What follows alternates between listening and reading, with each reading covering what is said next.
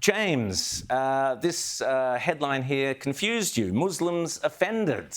Well, yeah, I've never seen that happen before. But there was apparently a whole incident in France there where Muslim pupils were offended by a Renaissance painting of a nude woman. Now, apparently, they're going to be disciplined by the French authorities, which is good. But, you know, it's always so funny to me with these things, guys, because we always hear these sorts of stories about, you know, Christian rubes, you know, total unsophisticated people being shocked by, you know, art and so on and so forth.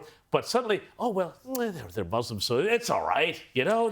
What is it with Renaissance nudes? I mean, the Just for Oil people are always spraying them and tearing them down. The good ones. Yeah, they're always such great examples of body positivity. I just don't know how they're surviving in France, though. They're one of the most liberal countries when it comes to nudity. You go to a French beach and it's like, mate, that's far worse than any Renaissance painting, let me tell you.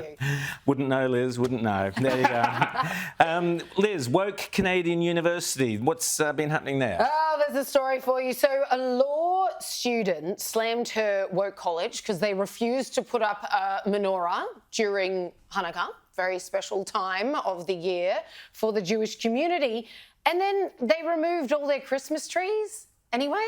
So you can't have the menorah, so you can't have the Christmas. So this is the war on faith, basically, isn't it?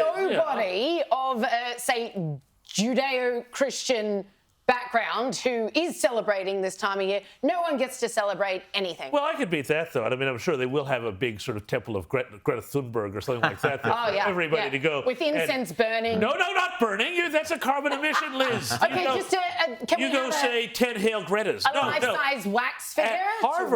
At Harvard, you know, again, another issue, Jewish group on campus, a student group, they wanted to put up, as they have been doing for years and years and years and years and years, a menorah on campus. And now, of course, because it's the whole thing with Gaza, and they always say, oh, no, we're just anti-Zionist, and yet somehow it always winds up being really anti-Semitic. And now they've been told they have to take the menorah down every night by the authorities.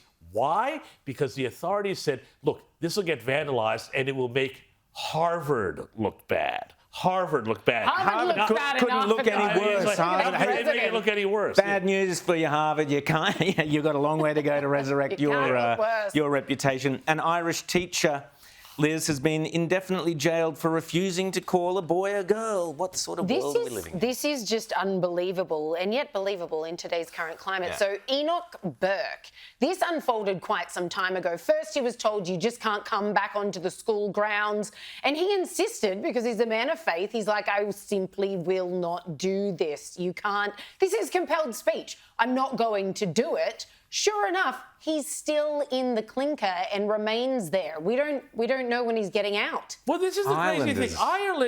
Ireland is really fascinating to me for a couple of reasons. Number one, it seems to be one of these countries that's become the test thin edge of the wedge to see how far they can push people on these agendas. Because really what is happening here across the West is this sort of silent civil war, because it's not, you know, about guns and violence, although sometimes there's compulsion like jail. But when you can compel the other side to say the words, say what they don't believe, that's when you're winning. And that's what's going on here. And this is a big sinister thing that people don't even aware that it's going on.